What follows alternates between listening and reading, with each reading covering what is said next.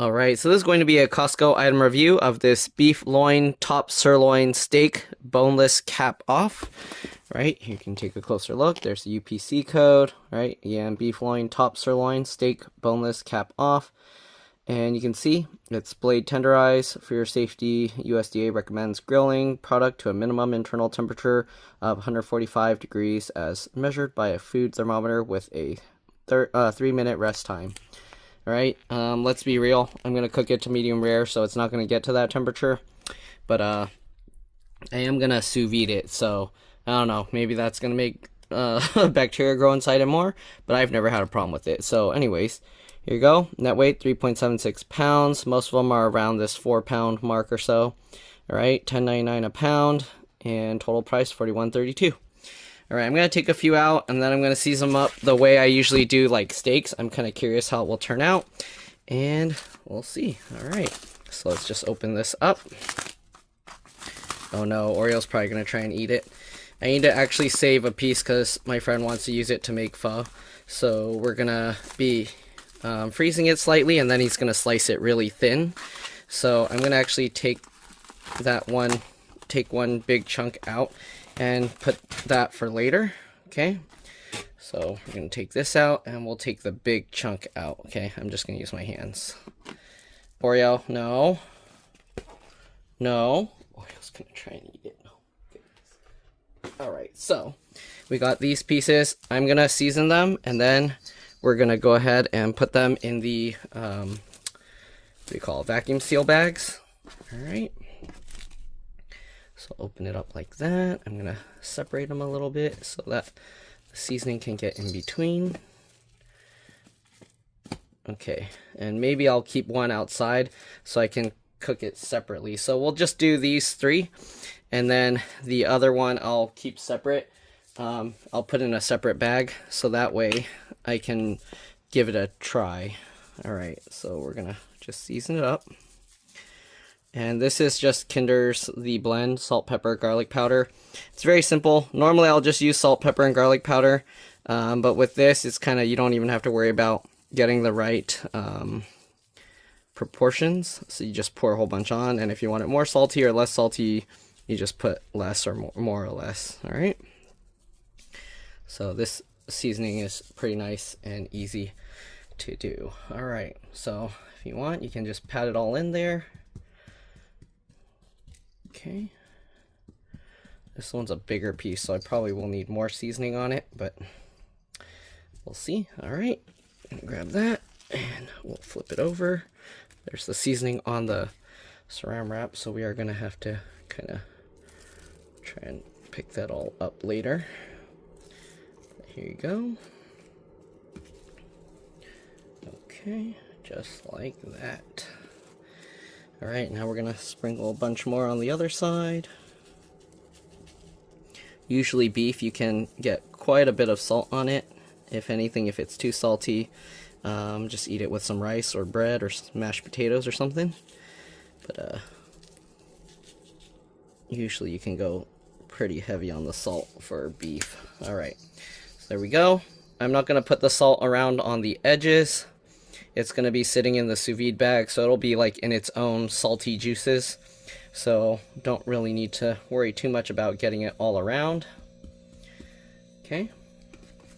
And then we can kind of flop all the extra seasoning that kind of fell out onto it. Alright, so we got this bag. I pre-sealed one side. So now we're going to go ahead and get the beef into the bag. Alright. So we got this. I'm just going to grab one and put it in. Okay. Try and avoid getting the edges dirty. If you want, you can roll the edges in to prevent it from getting the meat on it. But since I'm kind of just doing this real quick, we're not going to worry about it too much. Alright, I'm going to try and rotate it. Okay, and then we're going to go ahead and grab a second one. I am probably going to cut off a portion of this bag so that I can use the rest for the one that's going to be separate. And yeah, let me actually move this out of the way. And then we got the third one here. Okay. There we go. Maybe I should just get more bag material, because that was the end of the roll. Alright, I'm going to try and get this stuff and dump it in the bag, and I'll be back. Alright, so we got it bagged up and in the vacuum seal machine. We're going to vacuum it on sous vide mode. You can actually vacuum it on any mode, but this is moist, so you'd use the moist mode if you do it, just in case any juices come out and pull into the machine. Alright, so there we go. We're going to now seal it up. You can see it's pulling the juices in. I don't want it to pull too much and then spill into the machine. It does have a thing to clean it if it does happen, but there we go. Alright, and once that's done, it should be ready to go. There we go. Alright, you can see we got this all vacuum baggied and it should be good to go. I'm going to vacuum the one by itself and then I'll cook that one up later. Alright, we got this little one. Let's go ahead and vacuum it up. Hopefully this will work. Oops, sorry.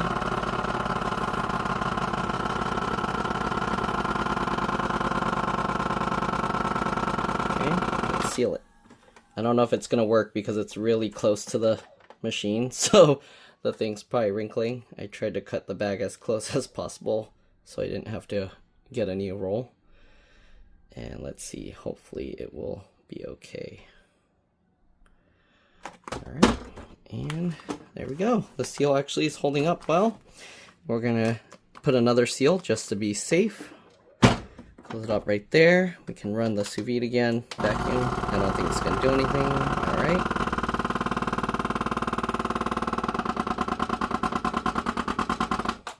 Okay, so now it pulled a very tight clamp down on here. It should be good to go.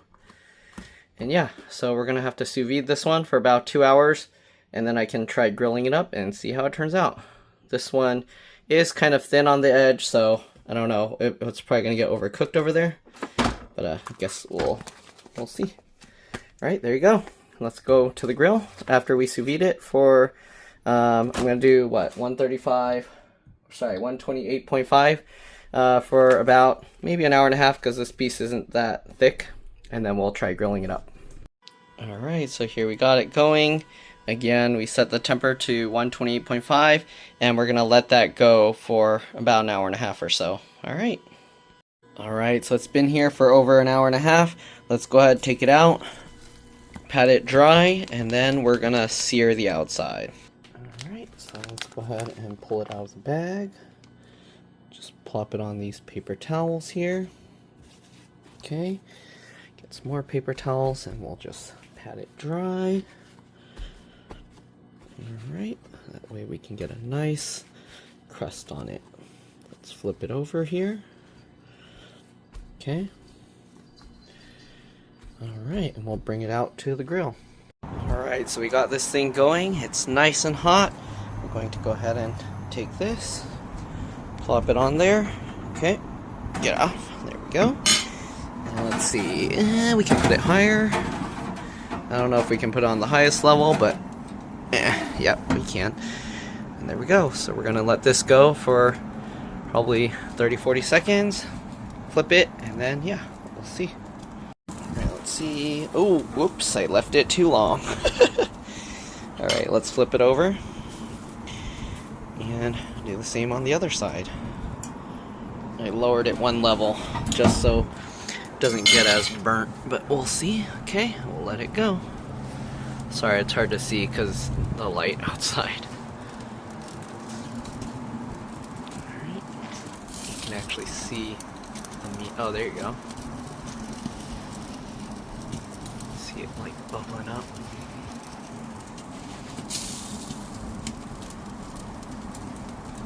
Alright, let's take a look. It's looking good. Let me move it a little bit higher, back to the first one, and see.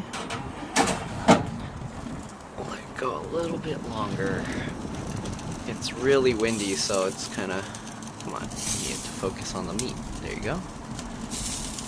Should be good in a few seconds, and then we'll pull it out.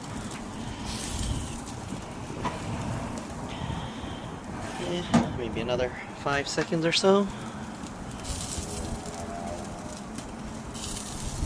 that's good. Alright, that looks good. Let's put it on the plate, cut it open. Alright, let's cut this open and take a look. We'll cut in the middle first. There you go. Looks good. Alright, let's cut a slice off and give it a try. Seems like it'll be pretty tough from the texture poking it.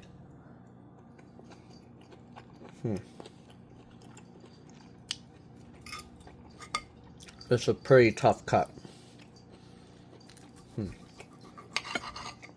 But it's good. If you like chewy, very chewy beef, you'll like this.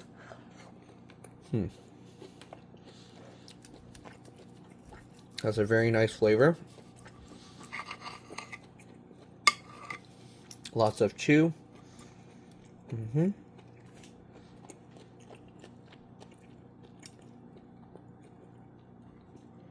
Let's see if I cut out a different, because I think the, what do you call, the grain is going that way, so let's try cutting it the other way.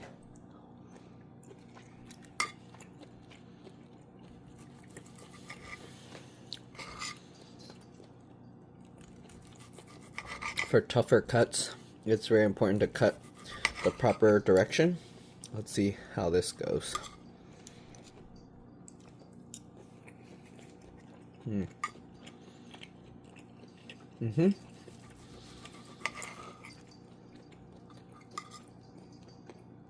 Definitely a lot easier to chew and very good flavor.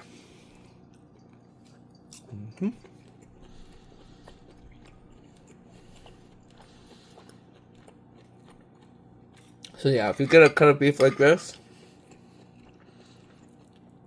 I don't know if you can see, but the lines go through it this way. So you want to cut perpendicular through those lines. Let me see, I'll even cut a thicker piece just to try. Okay.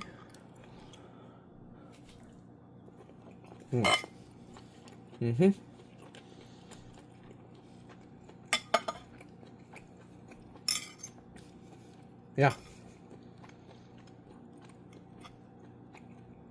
So if you cut the right direction, it's a lot less tough. It's not super tender, but it's a nice level of chew. If you like chewy steaks, then yeah, it's really nice. As long as you cut the right way through the grain, it's a lot less chewy. If you want a more chewy steak, you can cut the same way the grains are going, and then you can get a much nicer, longer chew if that's what you want to have. So yeah, cut against the grain, best way to make it more tender.